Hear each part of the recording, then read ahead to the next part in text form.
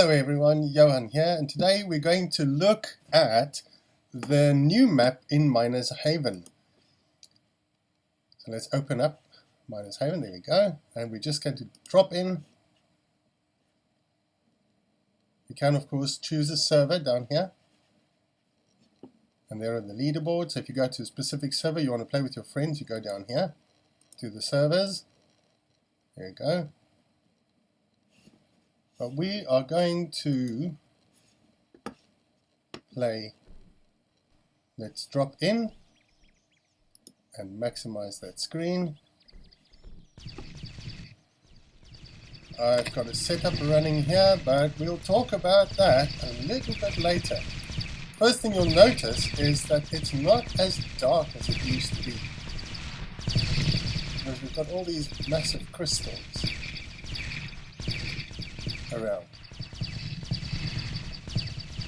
And one of the things that happens is with all the crystals and hills and things around, the boxes are not as easy to see and not as easy to find. So I'll have a big run around in the dark. I see one or two of my friends are around.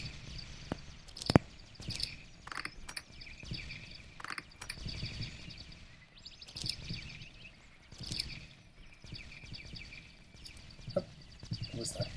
Let's have a look. You'll notice that I am zoomed out. I've zoomed out with my mouse. I don't run in first person. I zoom out so that I can look around and see what's around me. Not only players, but also boxes. An important thing is, when you're collecting boxes, is don't ignore the grey ones. That's how you make a lot of research points. All my research points come from collecting boxes. Okay, so having a look around, you'll notice that all the play areas, all the bases are much closer together. Berezaa says he wants to encourage social gameplay. That's what he said on his Twitter. Berezaa Games. So it's at Berezaa Games on Twitter.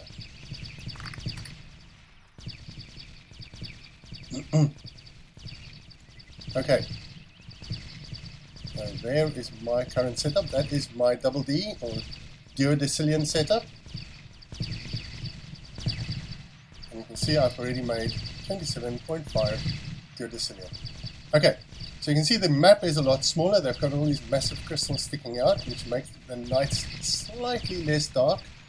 Okay, and you've also got all this green grass. Now, one of the things that I've noticed, when you run around, you'll notice that you go into the grass. That's all, like that. You see? I'm half into the grass, which actually makes a few really nice hiding spots all over the place. And the other thing you can do is, if you zoomed out, is look under. Look at this. As we go, yeah, you can look under the grass. So if you're looking for boxes and things like that, it's always a good idea to go and have a look underneath to see if there are any hidden boxes. Because I found, even in here, can you see there? I've disappeared under the sand. So I now look under the sand to see if there are any boxes lying there. So that's a really good trick to know. And I've found a lot of boxes like that.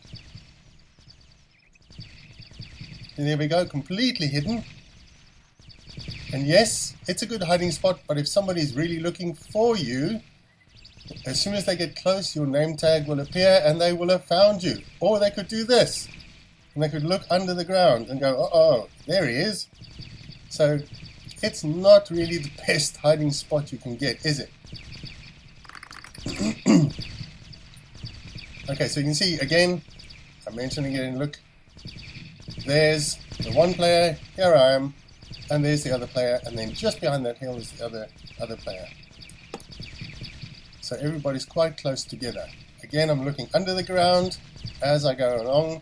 There's another spot here where you go into the grass, and there's a big one over here from in this base. This is the lowest base of the four, and if you go in here, there's a massive section where you can go right into the grass again.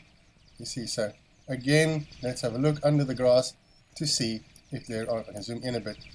No, there aren't any hidden boxes lying around under the grass. Okay, so there you go. It's really interesting. A lot of times you can't get up the hills from one side, you can only get up from the other side. Like this one here, you can only get up from the back. Alright? And the side here. There's another hill on the other side, which is even more difficult. And then there are some spots where boxes get trapped, like here, which you don't see from the play areas. You've got to go up on the hills and look for boxes. You've got to go behind the hills and look for boxes. Especially, I found, unobtainium crystal boxes tend to fall behind these hills. So it's a good idea to go and have a look around. And again, remember, also look under the ground. Yeah? Because you never know if there are any boxes that have fallen under the grass. I think you should leave it like that. I don't think it should be fixed because it makes it a little bit more interesting. See there? Notice there's a floating ore. There it is. So there we go. It's really nice, really colorful, really interesting, nice and green. Sharp-edged triangles. Yes, and aggressive players will find you easier, will get to your base quicker. But apparently berezaa is talking about taking away combat, which I think is a good idea because it discourages, combat discourages, you get a lot of people that spawn kill others and so forth. A lot of players that spawn kill other players and especially newer players, they then leave and don't come back. A lot of them just don't ever come back. If we want more players and want things to be more interesting, and I like helping other players, then we don't want to discourage players. And yes, I've got the Swordmaster pack. The reason I got it is to defend myself, because I'm one of those guys that constantly get attacked. I've had 2.5 million research points already stolen off me. So I only fight back. But you also have that, which is the force field if you have the Swordmaster pack.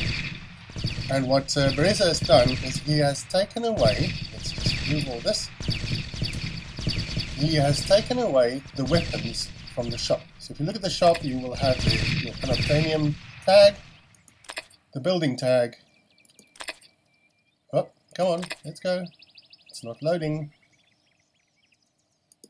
Let's try that again. Unobtainium. There we go, maybe I should just use. Oh, servers are a bit slow on a Saturday morning. There we go. Right, so you can see there's nothing extra here at the moment. There's nothing extra here. Neither there, nor in the furnaces. It's all the same so far. And in the mines, it's all the same. So the weapons tag has been removed. So now everybody has a problem with not being able to get unstable conveyors, unstable conveyors and lunar upgraders. So there are no unstable conveyors and lunar upgraders at the moment, and that is why I did this setup, and I'll do this in the next video where I will show you how to do a double D setup, straight line, without any loops, without lunars and without unstable conveyors. So thank you everyone, thank you for watching, please subscribe, and I'll see you again soon. Cheers!